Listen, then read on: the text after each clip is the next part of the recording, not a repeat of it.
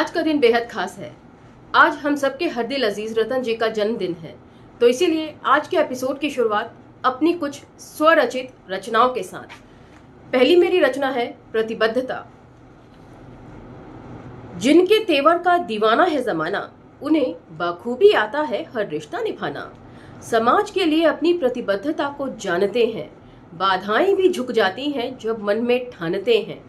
इन पर उंगली उठाने पर ही जो जीवन सार्थक मानते हैं, पर ऐसा बनकर दिखाना कितने लोग जानते हैं। समाज के लिए आपकी प्रतिबद्धता यूं ही बनी रहे साल दर साल। जन्मदिन मुबारक हो आपको आज। दूसरी कविता है अंबेडकर नामा के सरताज। आपने विद्रोही स्वभाव पाया है, अब इसका संक्रमण मैंने खुद में भी पाया है। ज्ञान का उजाला जो आपने फैलाया है, उसकी चपेट में अब मेरा अंधेरा भी आया है। मेरे जड़ मन को चेतन बना दिया, अंबेडकर नामा के जरिए ज्ञान से रूबरू करा दिया। अंबेडकर नामा के सरताज, जन्मदिन मुबारक हो आज। और मेरी तीसरी कविता है जैसे मेरे दिन फिरे। अब किस तरह फिरे ये आप जानिए।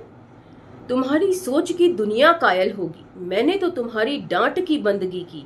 तुम्हारी डांट ने मुझसे वो भी करा लिया जो मैं कर सकती हूं, मैंने सोचा भी ना था। तो इस तरह जिसके पीछे हाथ धोकर पड़ जाते हैं, उसकी जड़ बुद्धि को हटा उसके अच्छे दिन ले आते हैं।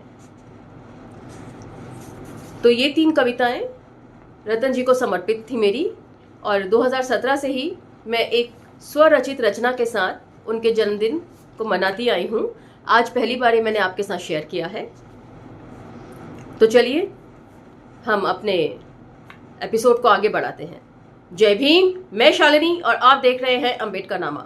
भंवर मेघवंशी जी की आत्मकथा मैं एक कार सेवक था के पिछले एपिसोड में हमने चर्चा करी थी कि किस प्रकार प्रतीकों के जरिए ये लोग अपनी बात को इस्तेमाल करते हैं लोगों का ब्रेन वॉश करने के लिए, और आरएसएस में किस तरीके से मुसलमानों के खिलाफ सारी व्यू रचना की जाती है।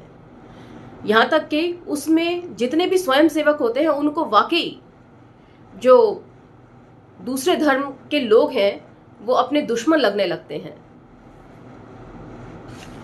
तो चलिए अब हम यहाँ से आगे बढ़ते हैं। टॉपिक 15, 5 जन्य ने बनाया बौद्धिक रूप से कट्टर। शाखा में कुछ साहित्य तो मुफ्त आता था। पाथेयकरण 30 रुपए सालाना चंदा जमा करने पर आने लगा। संघ द्वारा प्रकाशित छोटी छोटी अन्य किताबें भी आती थीं, जिन्हें 2 से 5 रुपए में बेचा जाता था। मैंने उन्हीं दिनों सीताराम गोयल की लिखी पुस्तक हिंदू समाज खतरे में पढ़ी। मेरा मन तड़प उठा। इसमें इस्लाम, ईसाईयत और कम्युनिस्ट लोगों द्वारा हिंदू समाज के खिलाफ रचे जा रहे पूरे षड्यंत्र की जानकारी दी गई थी। बेचारा हिंदू समाज चारों ओर से इन दुष्टों के चक्रव्यूह में फंसा हुआ है।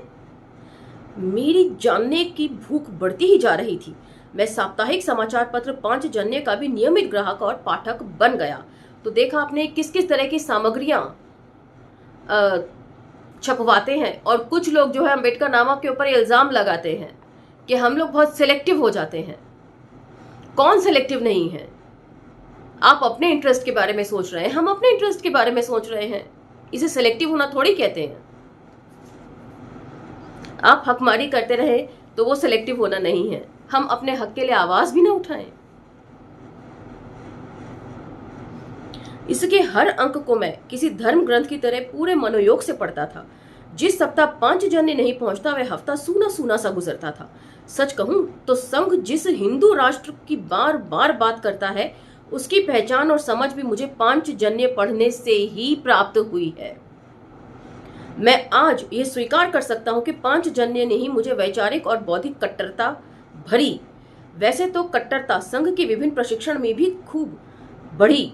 5 दिवसीय आईटीसी से लेकर 20 दिवसीय ओटीसी करने के अनुभव इसके लिए काफी कारगर रहे हैं। तो यहाँ आईटीसी और ओटीसी की इन्होंने फुल फॉर्म नहीं दी है, और मेरे को इसकी कोई जानकारी नहीं कि इसका फुल फॉर्म क्या है। जानकार जरूर मेरा भी मार्गदर्शन कर सकते हैं चाहें तो।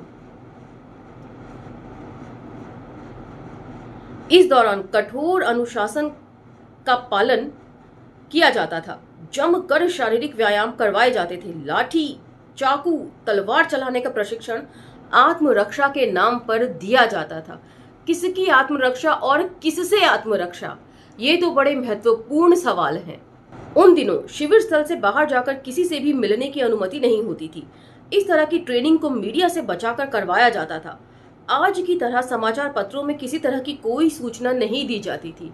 मीडिया की नजरों से बचाकर किया गया, यानी कि छुप छुपाकर किया गया काम। छुप छुपाकर तो बुरे काम या बेकार गंदे काम किए जाते हैं, जहां तक मेरी समझ साथ देती है।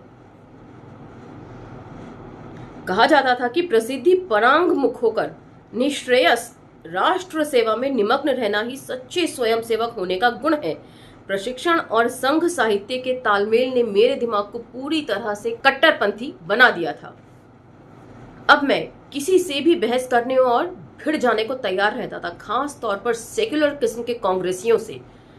वही थे ज्यादातर मेरे इर्द गिर्द। विदर्भी मुसलमान तो थे नहीं गांव में, उन्हें खोजने तो दूर जाना पड़ता था। मतलब जो उनके भंवर मेघवंशी जी के जीवन का हिस्सा भी नहीं थे, तो भी उनको उन्होंने एज्यूम कर लिया अपने भावी दुश्मन के तरीके से। तो सोचिए किस तरीके से जहर भरा जाता होगा आरएसएस की शाखाओं में, छोटे छोटे बच्चों के मन में या नौजवानों के मन में। टॉपिक 16 और दुश्मन मिल गया। पर एक दिन अचानक ही मुझे बिन मांगे ही मेरा शत्रु घर बैठे ही मिल गया। हुआ ये कि मेरे ही गांव के राजकीय प्राथमिक आयुर्वेदिक औषधालय में एक चतुर्थ श्रेणी कर्मचारी कहीं से ट्रांसफर होकर आया। वह सर पर जालीदार टोपी लगाता था, दाढ़ी रखता था और सलवार कुर्ता पहनता था। नाम था अमीर खान। मुझे उसे देखते ही पक्का विश्वास हो गया कि यही है वो जो देश के दुश्मन लोगों की जमात का आदमी है। सौभाग्य से मुझे अपने घर के इतने करीब एक दुश्मन प्राप्त हो गया था। अब मुझे भाई साहब लोगों द्वारा बताई गई बातें ज्यादा ठीक से समझ में आने लगी। मैं हर बात में आमिर खान को जोड़कर देखता और संयोग देखिए कि वे भी विधर्मी मेरे दुश्मन की हर कल्पना पर खरा उतरता। तो सोचिए किस तरीके से इनके माइंड को फ्रेम आउट किया जाता होगा एक खास धर्म के खिलाफ। अब तक मैंने सैकड़ों बार सुना और पढ़ा था कि इन्हीं मलेच्छ विधर्मियों की वजह से हमारी भारत माता के 2 टुकड़े हुए हैं। ये लोग भारत को मां नहीं बल्कि डायन मानते हैं।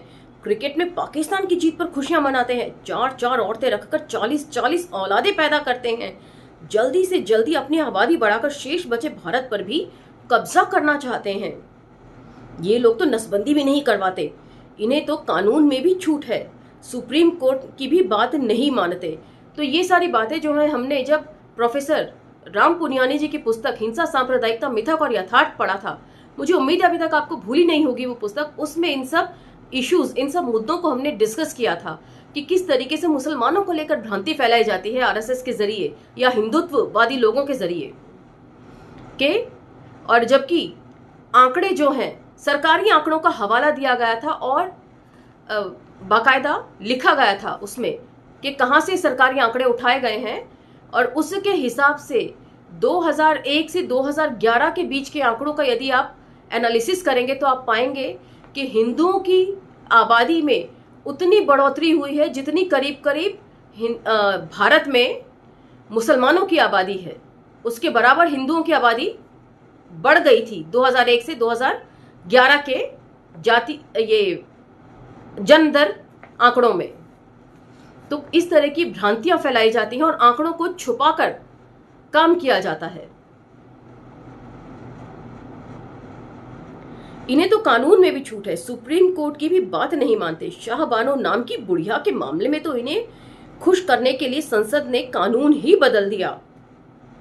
शाहबानो केस भी हमने उसमें डिस्कस किया था कि कैसे एक बुजुर्ग महिला ने लड़ाई लड़ी थी अपने हक के लिए। जब इनके पति ने इनको छोड़ दिया था तो शाहबानो का बदला जो है वो बिल्किस बानो से निकाला किस तरीके से। इन्हें हज करने में अनुदान मिलता है, जबकि हमें कैलाश मानसरोवर की यात्रा के लिए टैक्स भी भरना पड़ता है। इनके लड़के दिन भर लोहा कूटते हैं और शाम होते ही बन ठनकर हमारी बहू बेटियों को पटाने निकल पड़ते हैं। स्कूल कॉलेज में हिंदू लड़कियों को प्यार के नाम पर फंसाकर भगा ले जाते हैं। यौन शोषण के बाद उन्हें बदनाम बस्तियों में बेच देते हैं। इनके मदरसों में अ से अलिफ नहीं अलगाववाद पढ़ाया जाता है। सब तरह के उग्रवाद की जड़ यही लोग होते हैं। इन्होंने मस्जिदों के नीचे हथियार छिपा रखे हैं। जब भी पाकिस्तान हमला करेगा तब ये देश के भीतर उनके लिए हमसे लड़ेंगे। तो यहाँ पर परमवीर चक्र से सम्मानित अब्दुल हामिद का रेफरेंस देना चाहूंगी। यही सोचकर पाकिस्तान ने हमला किया था कि यहाँ जो मुस्लिम लोग हैं वो पाकिस्तान की तरफ से लड़ेंगे, लेकिन ऐसा नहीं हुआ और जबरदस्त शिकस्त का सामना करना पड़ा पाकिस्तान को, एक बार नहीं हर बार। ये गौमांस खाते हैं, स्वभाव से निर्दयी और क्रूर होते हैं, पाकिस्तान की जासूसी करते हैं, हमारे देश और धर्म किसी के भी सगे नहीं होते। तो ये सारे पॉइंट्स जो हैं हमने बाकायदा विस्तार से डिस्कस किए थे प्रोफेसर राम पुनियानी जी की पुस्तक में। शाखा में सुनी हुई इस तरह की सैकड़ों बातें मेरे दिमाग में घर किए हुई थी, जिनके चलते ही मुझे आमिर खान और उसके जैसे दिखाई पड़ने वाले हर व्यक्ति में एक उग्रवादी और देशद्रोही इंसान नजर आने लगा। मैं सोचता था कि कितने बुरे लोग भारत में क्यों रखा जा रहा है, सरकार इन्हें फौज के जरिए जबरन क्यों नहीं पाकिस्तान भेज देती। अगर मैंने सत्तारूढ़ कांग्रेस के मुस्लिम तुष्टीकरण के बारे में भी पढ़ा था, ऐसी मुस्लिम परस्त पार्टी के सत्ता में रहते और उम्मीद भी क्या की जा सकती है। मेरे तो अपने ही घर में सब कांग्रेसी भरे पड़े थे, तो क्या मैं राष्ट्रद्रोहियों के खानदान से हूँ? अक्सर ऐसे सवाल उठते रहते थे। जैसे जैसे इस तरह के बहुत सारे सवाल मुझे घेरते, मैं और अधिक ताकत से हिंदू समाज को संगठित करने के संघ कार्य में खुद को लगा देता। मुझे विश्वास था कि संगठित हिंदू समाज ही एक समर्थ भारत बना सकता है। अब मेरे जीवन का एक ही लक्ष्य था, हर हाल में भारत को हिंदू राष्ट्र बनाना।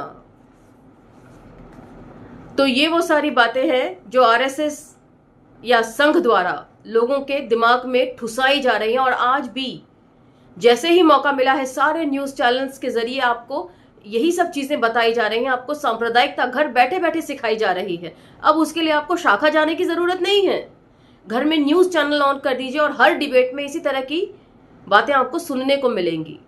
तो सोचिए कितने प्लान्ड तरीके से ये लोग काम कर रहे हैं। और इसमें तो बताया है कि इंटरनेट और व्हाट्सएप शाखा भी लगती है। तो इसी के साथ आज का ये एपिसोड समाप्त होता है, लेकिन आप लोग मंथन जारी रखिएगा। सही और गलत के बीच में किए जाने वाले फर्क की बारीकी को समझने की कोशिश कीजिएगा। अगले एपिसोड में मिलते हैं, तब तक इंतजार कीजिए और मुझे आज्ञा दीजिए। धन्यवाद।